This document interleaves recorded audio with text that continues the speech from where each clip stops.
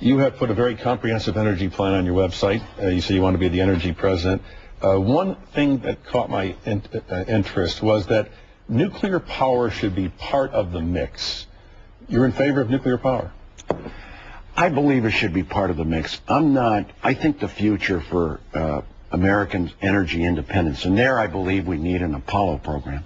And I believe I'm the greenest governor in this country. What would you do with the nuclear waste? Well, what I would do, Tim, is technology, I think, is the answer. I would not put it at Yucca Mountain, because when I was secretary, it was obvious that it had environmental problems, it had water problems, there were issues relating to transporting that waste to Nevada. I don't believe there's another solution that has been advanced, and that is to store some of the waste at existing sites or in regional sites. I believe the answer is technology. What I would do is get our national laboratories to come up with a technological solution to dispose of this waste. You also say that you would have fuel standards for automobiles to 50 miles per gallon in 2020.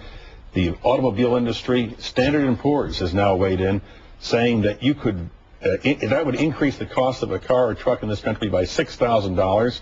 The Detroit News editorialized that the real possibility you could bankrupt the American automobile industry with that proposal. That's wrong. We must do it. We must become energy independent because it affects our national security. It affects gasoline prices. This morning I saw the average around the country, $3.03. We must have fuel standards, and I believe it's realistic with a 100-mile-per-gallon flex fuel vehicle, great technology that we can develop, also requiring that by that same year, Tim, that 30% of America's electricity be renewable energy.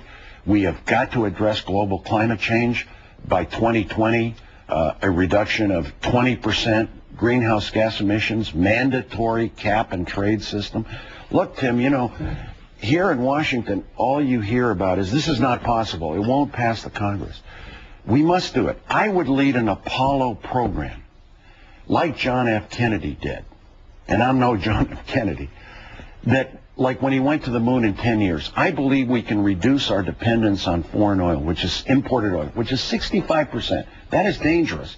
Countries that are not friendly to us, to 10% with massive public and private investment in renewable technologies, in solar, wind, biomass, fuel cells, distributed generation, renewable fuels, ethanol, biodiesel, biofuels, investments, tax incentives, and conservation. I would ask the American people, you know, I'm going to say a word that may not be very popular, to sacrifice a little bit for the common good, to be greener in their way of life, lighting, appliances, air conditioning, when it comes to washing machines, driving efficient vehicles. But back to your vehicles issue, Tim, we have the technology to have fuel-efficient engines. We had a program at the Department of Energy with the auto companies, with Toyota, with a Japanese company, to develop batteries and fuel cells and efficient engines so that you can have an SUV, but with a fuel-efficient engine that somehow helps us.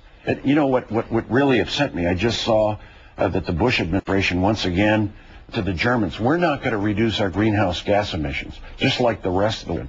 I would launch a major diplomatic initiative to say to China and India and developing countries that America is going to be a leader in reducing greenhouse gas emissions, a cap and trade system that is mandatory. We have to do these things on a mandatory basis. Governor, when you left